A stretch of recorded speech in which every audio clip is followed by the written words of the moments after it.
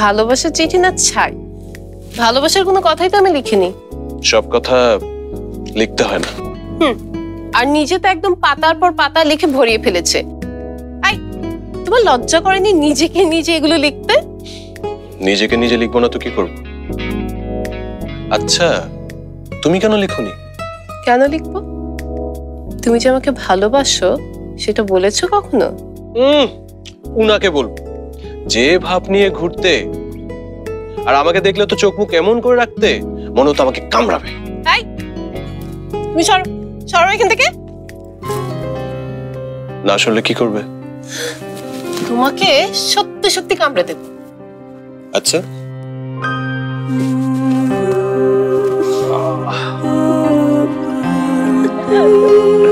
ছাড়ো, ছাড়বো। ছাড়ো।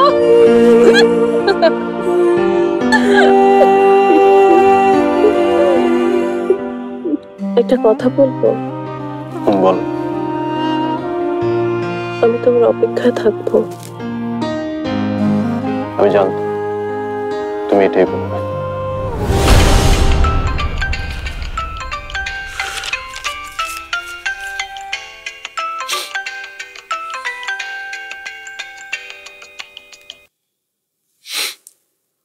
হ্যালো, আবিরের সাথে আমার কথা হয়েছে।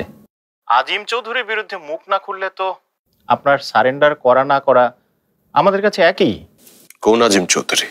তার মানে আপনি সিদ্ধান্ত বদলেছেন, সারেন্ডার করবেন না?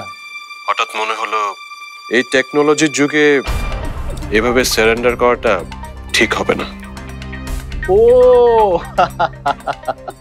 আপনার ক্ষুরোধার বুদ্ধির কথা আমি ভুলে গিয়েছিলাম। নিশ্চিন্ত থাকুন, আপনার কথা আমি রেকর্ড করছি না। আমি সত্যি বলছি, কোনো আজিম চৌধুরীকে আমি চিনি না।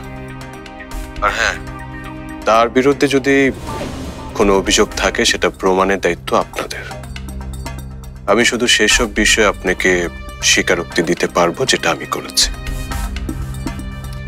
আই হোপ আমি আপনাকে বোঝাতে পেরেছি। বুঝলাম, কাউকে চেনার দরকার নেই আপনার। আপনি শুধু সারেন্ডার করুন।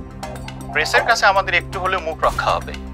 আমি এসপি স্যারের সাথে কথা বলেছি, আপনি ওখানকার থানায় সারেন্ডার করলেই হবে। ওরা আপনাকে এখানে পাঠানোর ব্যবস্থা করবে। ঠিক আছে, সেরকমই হবে। রাখছি।